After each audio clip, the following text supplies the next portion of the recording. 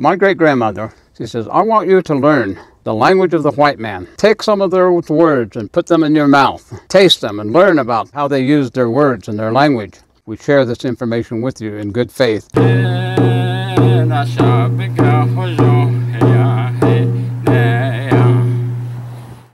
My great-grandmother, it is told that she was 6 years old when she and her family made their journey back from Huelte, way back in 1868.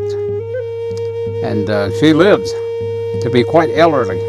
She was already quite elderly when she was in 1947 and 48. She still was very much in charge of teaching her family and encouraging her family to do the things that they needed to do in what she considered was a changing time. And it was.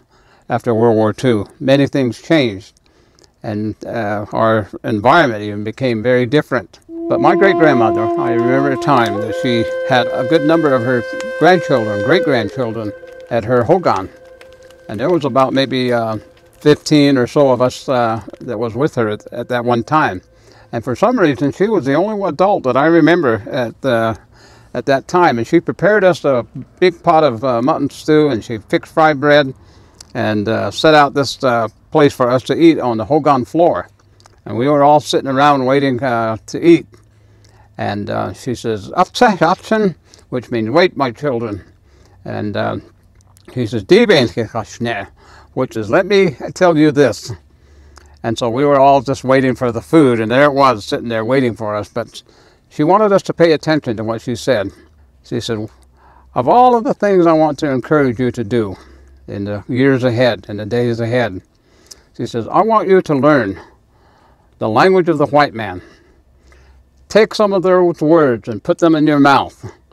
Taste them and learn about them and see what it is that how they use their words and their language." And so she encouraged us to learn how to speak the English language and to use it in our lives.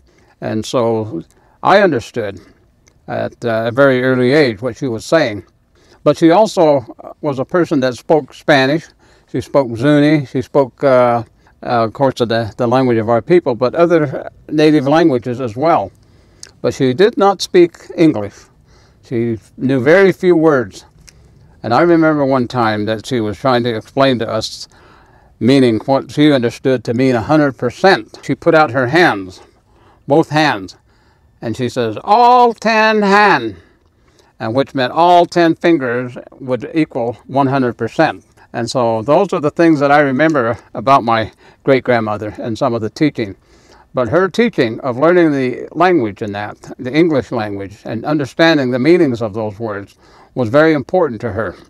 And so to this day, I encourage my own children, my own grandchildren, to understand the correct meaning of the words of the Diné, and also the correct translation of the words into English, and the importance of knowing the language and being able to pass that on to the next generation. And so the teachings of our people is more recent as to me, as to my great-grandmother. I consider that very much a teaching of the old people. Today it's the same situation. I have teachings in that I want to share with people that I have found are very true, and that they are consistent with the ones that were passed down to me. The way that I was told, we have a number of different people that concur with the information that we share with you. They were the ones that heard it firsthand from their grandfathers and their grandmothers. And so we share this information with you in good faith, that we try to use the correct information.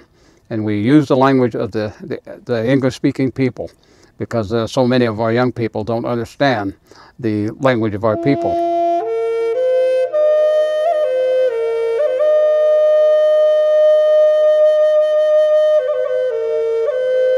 In the world today, there are so many ways to learn and to gain knowledge. The ability to read the written language, to read the cursive, to be able to look at the various symbols and forms and that, and to be able to understand what is put down there in print is very important. If you can read anything at all, and if you can understand the vocabulary and the words and how they are put together, you can pretty well learn just about anything that there is to learn, because somebody has written out the plan, and to be able to follow the steps to apply that information that you're seeking and wanting to learn.